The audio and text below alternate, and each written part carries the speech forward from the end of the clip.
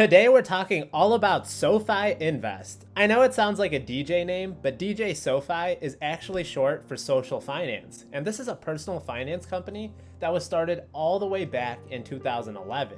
If you actually look at one of SoFi's main goals, it's to actually help its clients reach financial freedom. What a coincidence, that's actually my goal too, and probably anyone who's watching this channel's main goal as well. We're already off to a great start. SoFi is going public via reverse merger or SPAC brought to life by Chamath.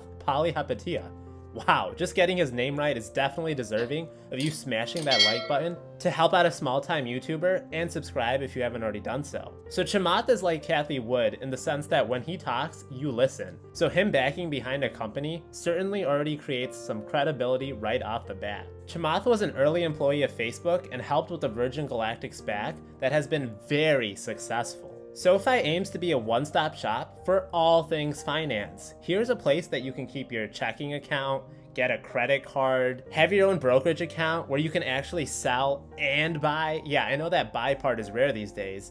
This includes individual stocks, ETFs, as well as crypto. You also get access to their student loan refinancing. People who may not normally qualify for loans by the big banks have access to personal loans here. There's also home loans, student loans, and small business loans. These are resources that most people will need at least once in their lives, meaning that there's a huge customer base to be tapped into.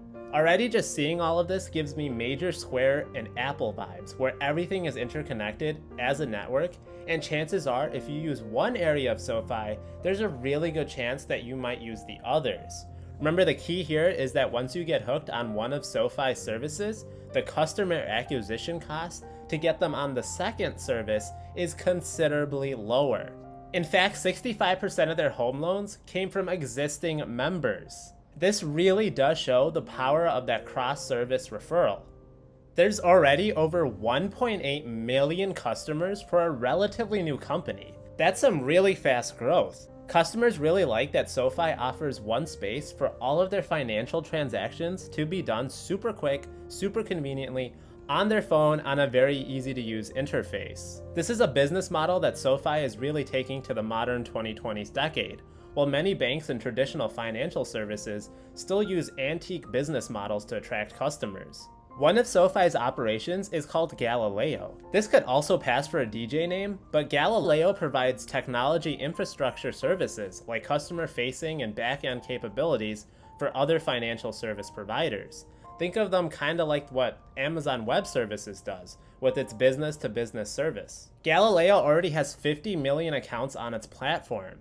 SoFi, with all of its product innovation and speed of service, has seen 6 straight quarters of year-over-year membership growth.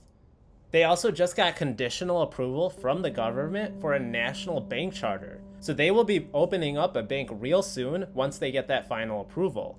This sounds awfully similar to that bank charter that Square just got approved for. SoFi is projected to hit $1 billion in net adjusted revenue in 2021, and that would be a year-over-year increase of 60%.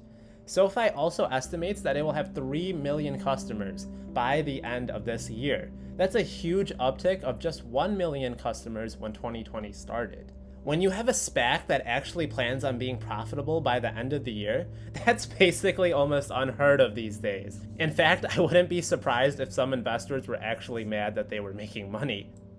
How dare you! By 2025, they plan to have over $1 billion in EBITDA.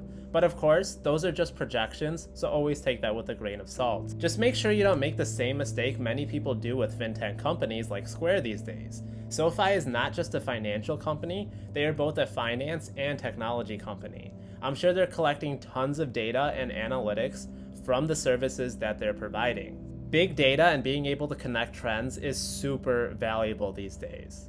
This really seems like a golden investment here. I mean, this is a company offering solutions to problems that people face every day, and they're also making it super easy and quick on a smartphone. With all of the referral bonuses they offer, this could lead to some widespread word-of-mouth advertising. It currently has a 4.8 out of 5-star rating after 65,000 reviews. I'd say we have a really good product here with a very good sample size. It's no wonder their membership rates are increasing as fast as they are. Oh, and they actually own the naming rights to SoFi Stadium in Los Angeles for both the Rams and the Chargers in the NFL. Yeah, don't worry, you aren't the only one who forgot the NFL has 2 teams in Los Angeles again. But why do I bring this up? It's that in the February of 2020, SoFi Stadium will be hosting the Super Bowl. The Super Bowl will be an event that has over 100 million eyes all over SoFi advertising.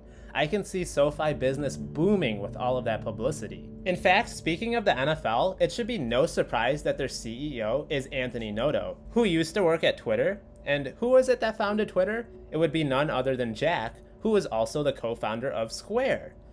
And Anthony also used to play defensive lineman in the NFL.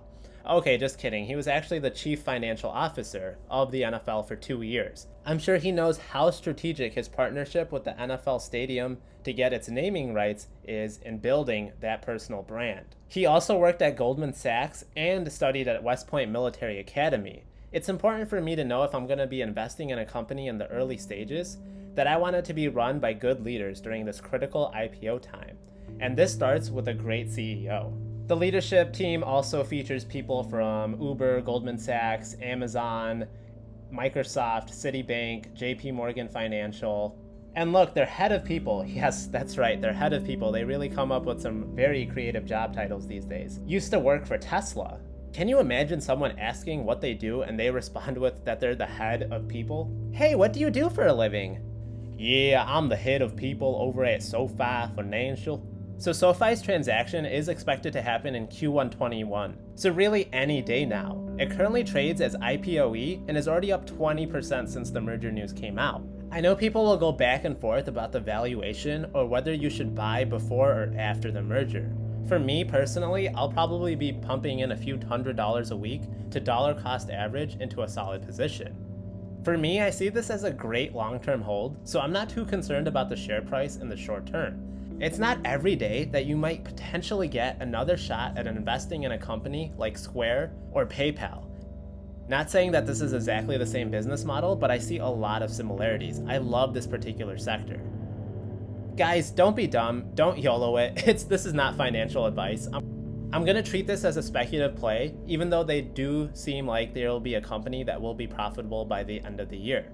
There's a ton of info I did not get to because I don't want this video to be super long. But make sure you leave your questions in the comments below and tell me what you love or hate about SoFi as well. And I'll be sure to buy, stash, collect cash you later.